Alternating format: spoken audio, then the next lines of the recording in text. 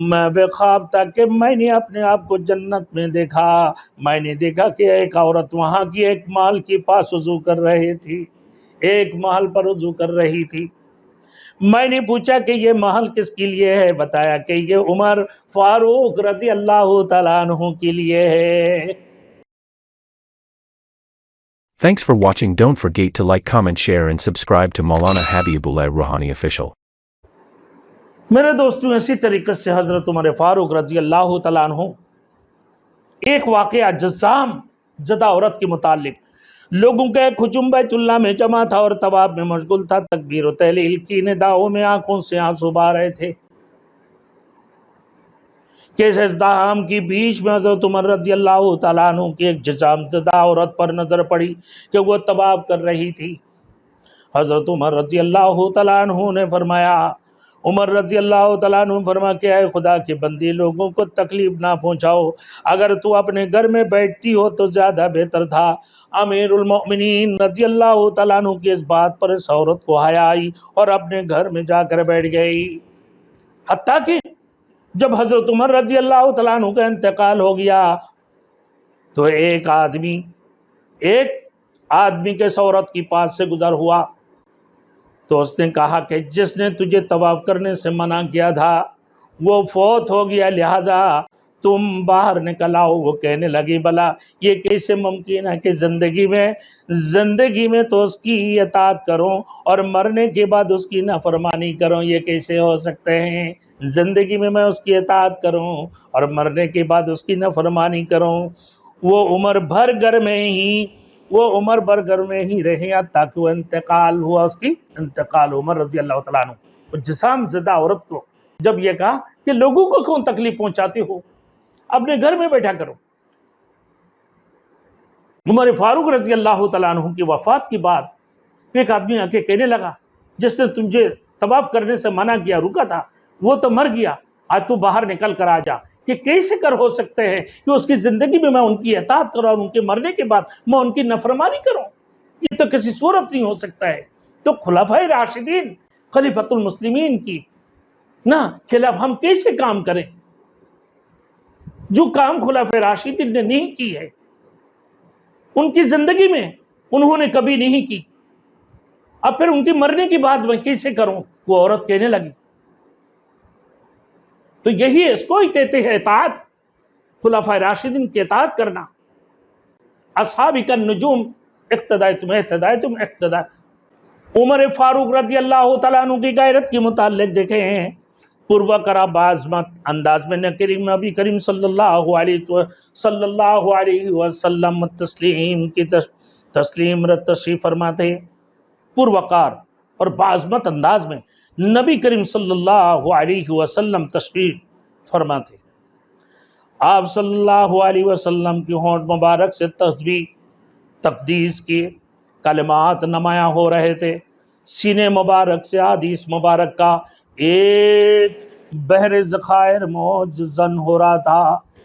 آپ صلی اللہ علیہ وسلم کے ارد گرد صحابۃ الاجمعین، صحابہ رضی اللہ تعالیٰ عنہ اجمعین کی جماعت حلقہ بنائے ہوئے بیٹھے تھے۔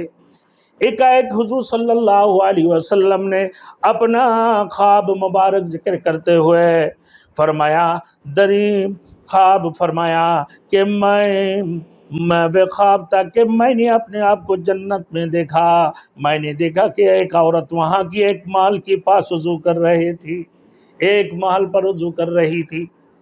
میں نے پوچھا کہ یہ محل کس کے لیے ہے؟ بتایا کہ یہ عمر فاروق رضی اللہ تعالیٰ عنہ کے لیے ہے۔ اللہ کی رسول صلی اللہ علیہ وسلم کی منہ میں تسبیح و تحلیل زبان مبارک پر بحر ذخار موج زن ہو رہا تھا۔ آپ کی ارد گرد صحابۃ الاجمعین جمع تھے، جماعت کے حلقہ بنے ہوئے بیٹھے تھے۔ ایک دم سے رسول مقبول صلی اللہ علیہ وسلم نے کہنے لگا، اپنا خواب مبارک ذکر کرتے ہوئے فرمایا کہ میں بڑے بہترین، بڑے میٹھے انداز میں بے خواب تھا، بڑے لطف انداز سے خواب دیکھ رہا تھا، سپنا دیکھ رہا تھا کہ میں نے اپنے آپ کو جنت میں دیکھا۔ میں نے دیکھا کہ ایک عورت وہاں ایک محل کے پاس وضو کر رہی تھی، پھر میں نے پوچھا کہ یہ مال کس کے لیے ہے، یہ محل کس کے لیے ہے، یہ بالا خانہ کس کے لیے ہے؟ وہ عورت جواب دینے لگی، بتایا کہ یہ عمر فاروق رضی اللہ تعالیٰ عنہ کے لیے ہے۔ حضور صلی اللہ علیہ وسلم نے فرمایا کہ مجھے عمر رضی اللہ تعالیٰ عنہ کی غیرت یاد آئی تو میں وہاں سے آگے چلا گیا۔ یہ سن کر عمر فاروق رضی اللہ تعالیٰ عنہ، عمر بن خطاب رضی اللہ تعالیٰ عنہ رونے لگے اور عرض کرنے لگے، یا رسول اللہ، کیا میں آپ کے مقابلہ میں غیرت کروں گا؟ اللہ اکبر۔ حضرت عمر رضی اللہ تعالیٰ عنہ اونٹوں کا علاج کرتے ہوئے عراق سے ایک وفد سخت گرمی کی زمانہ میں جب عمر عرب کی ریگستان آفتاب کے تمازت سے آتش دوزخ کا منظر پیش کر رہا تھا، اتنی گرمی تھا، اتنی گرمی تھا، ریگستان آفتاب کی تمازت سے آتش و دوزخ کا منظر پیش کر رہا تھا۔ اللہ اکبر، بڑے کڑک کا گرمی، جس کی قیادت حضرت عناب بن قیس رضی اللہ تعالیٰ عنہ کر رہے تھے، جس کی قیادت عناب بن قیس رضی اللہ تعالیٰ عنہ کر رہے تھے۔ وہ امیر المومنین حضرت عمر فاروق رضی اللہ تعالیٰ عنہ کو ڈھونڈتے ہوئے جب پہنچے تو دیکھا کہ امامہ اترا ہوا ہے، کمر گون بندی ہوئی ہے، کمر گون بندی ہوئی ہے، اور زکوٰۃ میں آئے ہوئے اونٹوں کا علاج معالجہ کر رہے تھے عمر فاروق رضی اللہ تعالیٰ عنہ۔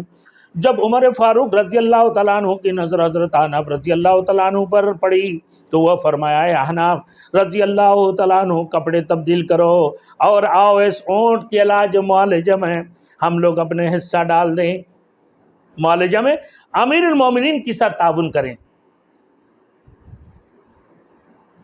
اس میں یتیموں، مسکینوں اور بیواؤں کا حق ہے۔ ان لوگوں میں سے کسی نے کہا کہ امیر المومنین، اللہ تعالیٰ آپ رضی اللہ تعالیٰ عنہ کی مغفرت فرمائیں، آپ اپنے کسی غلام کو حکم فرما دیتے ہوئے یہ کام انجام دے دیتا، لیکن آپ خود لگے ہوئے ہیں ان اونٹوں کی خدمت میں، ان اونٹوں کے علاج و معالجہ میں ہم خود لگے ہوئے ہیں، کیا بات ہے؟ حضرت عمر فاروق رضی اللہ تعالیٰ عنہ کہ مجھ سے بڑا غلام بھی کوئی ہوگا؟ عمر فاروق رضی اللہ تعالیٰ عنہ نے عاجزانہ انداز میں فرمایا کہ بلا مجھ سے بھی بڑا غلام کوئی بھی ہوگا۔ اور یہ عناف رضی اللہ تعالیٰ عنہ کون ہے؟ جو شخص مسلمانوں کی امور کا ذمہ دار ہو، وہ مسلمانوں کا غلام ہے۔ جس طرح ایک غلام پر اپنے آقا کا خیر خواہی اور امانت کی ادائیگی ضروری ہے، اسی طرح ان پر بھی ان امور کا بجا لانا ضروری ہے۔